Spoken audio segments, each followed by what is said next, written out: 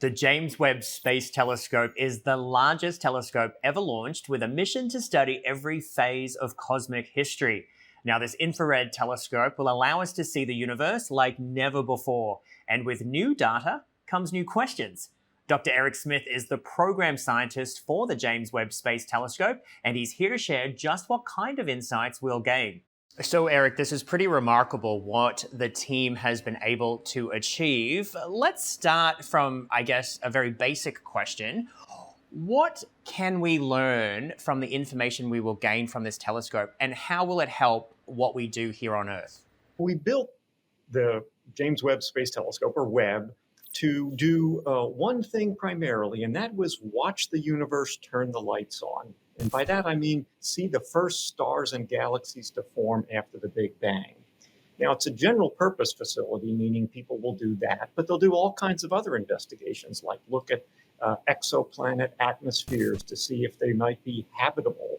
So it's a telescope that's going to open up the universe with a new set of eyes, an infrared set of eyes. What specific technologies have been developed to make that possible? For Webb, we had to develop 10 technologies, 10 inventions we had to make to even start the telescope. We had to make new detectors to record the faint infrared signals. We had to make a material for our sun shield that blocks the sunlight from hitting the telescope. We had to invent some measuring technology that's been commercialized. And so if you go get LASIK surgery for your eyes now, they may actually be using this technology to measure the surface of your eye very accurately for laser surgery. That's one thing I know it's been commercialized heavily. How do you go about balancing the pace that technology is advancing at the same time as developing something like this? Because the team has been working on this for many, many years. At some point, you do have to do what we call freezing the technology. You carry it up to the point where it will meet your requirements, and then you stop inventing and you just say, this is the product I need to get the science I want. And so for us, that technology freeze happened about 10 years ago. How are you identifying what could be appropriate or inhabitable by humans? First of all, it has to be close enough or far away enough from its stars so that it could have liquid water. It can't be too hot, it can't be too cold.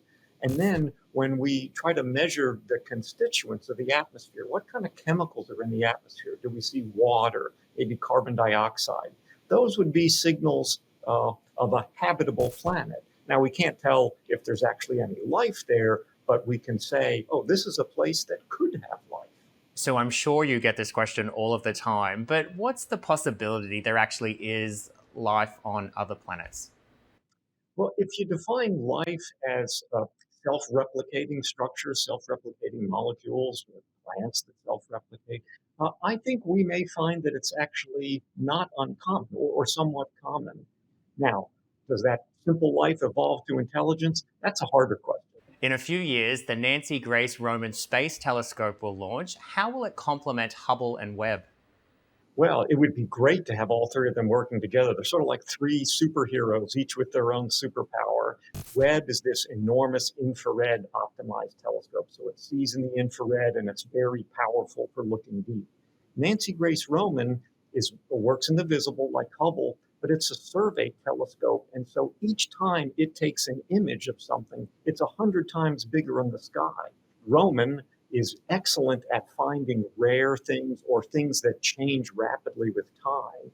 And if Roman finds them, then you would bring the instruments that Hubble has and Webb have together to look at it deeply. Well, the size itself is massive, as you've alluded to. I just wonder, just from a practical sense, how do you maintain something like this? How do you repair something like this?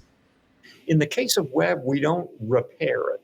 The instruments were designed for a long life and now will probably last for more than 20 years. What we did do, though, was near the bottom of our spacecraft, that's where you put fuel in. And we did more or less make what we call them optical targets. So if someday in the future somebody invented a robotic way to go back up there and refuel it, we built that capability into the spacecraft. Otherwise, the structure is too complicated because of some of the design trades we had to make to do any servicing, like was done on Hubble.